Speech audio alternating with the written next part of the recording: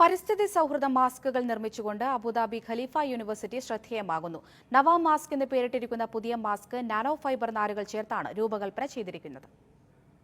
ഒറ്റത്തവണ ഉപയോഗിച്ച ശേഷം വലിച്ചെറിയപ്പെടുന്ന മാസ്കുകൾ ലോകമെമ്പാടും പരിസ്ഥിതിക്ക് വൻ ആഘാതം വരുത്തുന്നത് മുൻപിൽ കണ്ടുകൊണ്ടാണ് ഖലീഫ യൂണിവേഴ്സിറ്റിയിലെ ഒരു കൂട്ടം ശാസ്ത്രജ്ഞർ പുതിയ ശാസ്ത്രീയ വിദ്യയ്ക്ക് രൂപം നൽകിയിരിക്കുന്നത്. നവാ മാസ്ക് എന്ന് പേരിട്ടിരിക്കുന്ന പുതിയ മാസ്ക് നാനോ ഫൈബർ നാരുകൾ ചേർത്താണ് രൂപകൽപ്പന ചെയ്തിരിക്കുന്നത്. പല പ്രാവശ്യം ഉപയോഗിക്കാമെന്നതും പരിസ്ഥിതിക്ക് കോട്ടമുണ്ടാകാതെ പ്രകൃതിയിൽ അലിഞ്ഞു ചേരും എന്നതുമാണ് ഈ മാസ്കിന്റെ പ്രത്യേകത.